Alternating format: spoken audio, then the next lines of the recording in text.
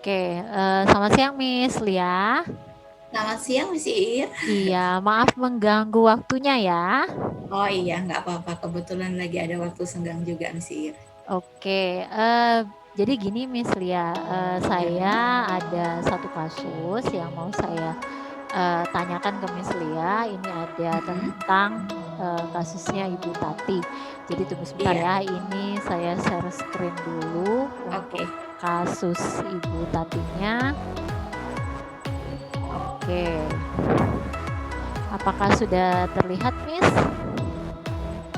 Belum kasusnya? ada. Belum ada? Oh ya, nggak ada. Sudah ya, sudah Ya, terlihat. Ibu Guru Tati ya. Ya, Ibu Guru Tati. Oke. Iya.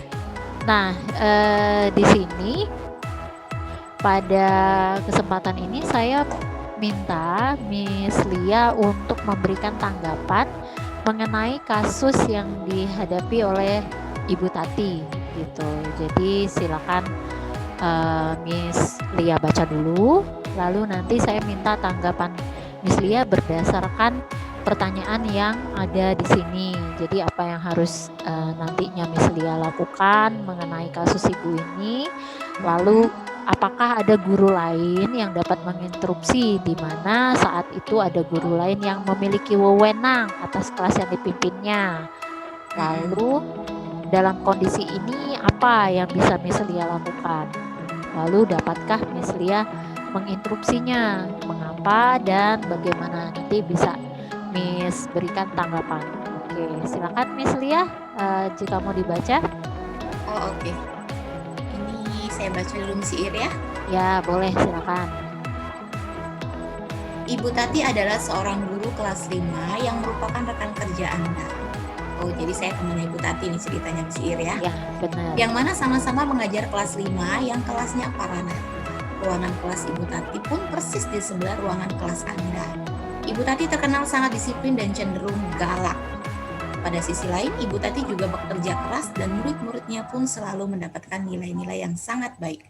Sebagian murid-murid sangat takut kepada Ibu Tati dan sebagian lain bisa menyesuaikan diri. Kepala sekolah Anda dan orang tua murid juga sangat menghargai Ibu Tati.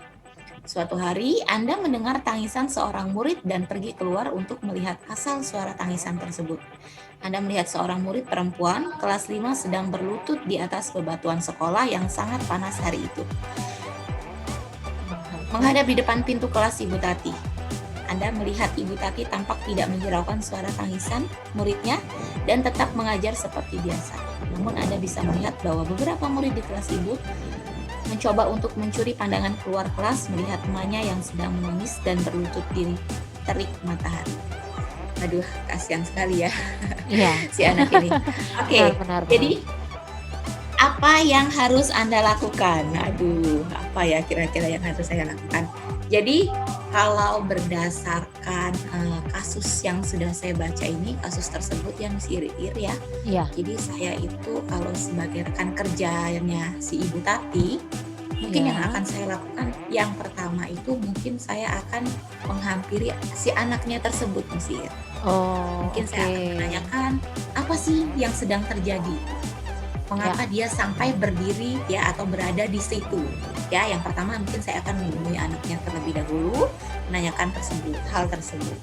oke. Lalu selanjutnya setelah setelah itu yang saya lakukan mungkin yang kedua itu saya menemui Ibu Tatinya sendiri.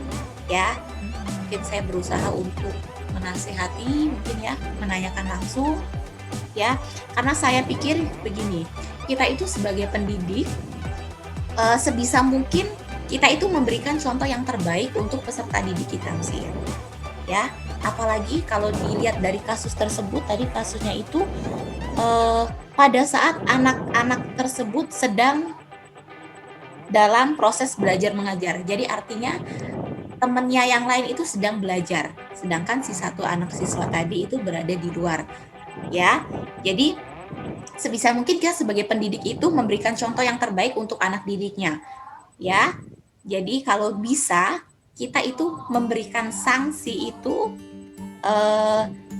apa namanya, harus harus harus melihat juga ya aturannya. Kita kan sebagai pendidik tidak boleh Ya, terlalu yang memberikan sanksi yang terlalu berat juga untuk si siswanya.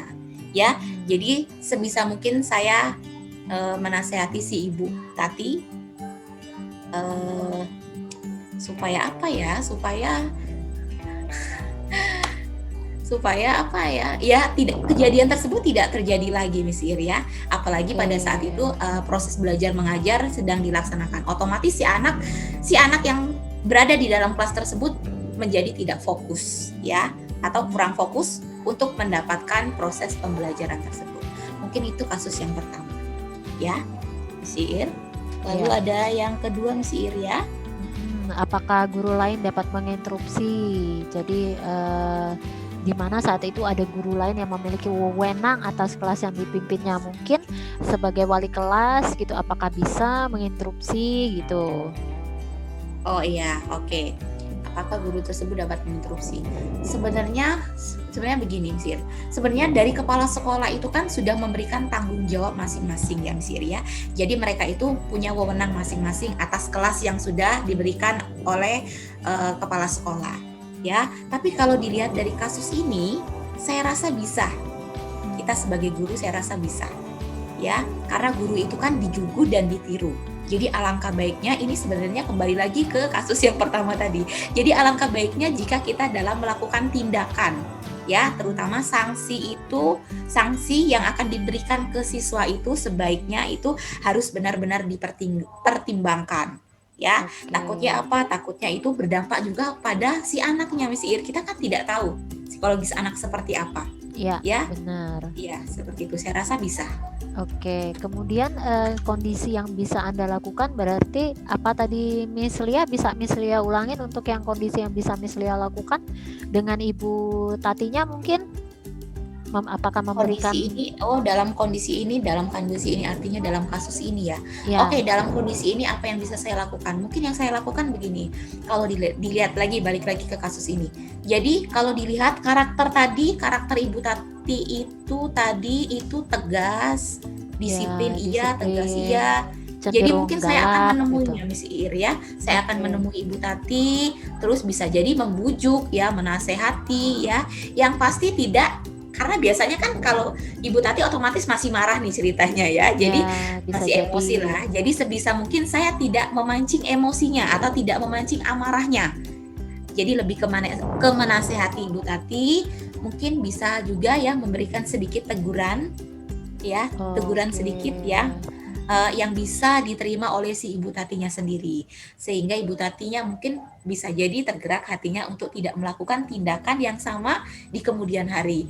Jadi maksudnya ketika kita memberikan sanksi kepada anak, itu harus difikirkan juga Miss Ir ya. Jadi mudah-mudahan dengan saya menemuinya, menasehatinya, ya mudah-mudahan tergerak si Ibu Tatinya sendiri. Ya. Artinya untuk yang pertanyaan dapatkah Anda menginterupsi, mengapa dan bagaimana, itu artinya gimana Miss Lia dalam hal ini?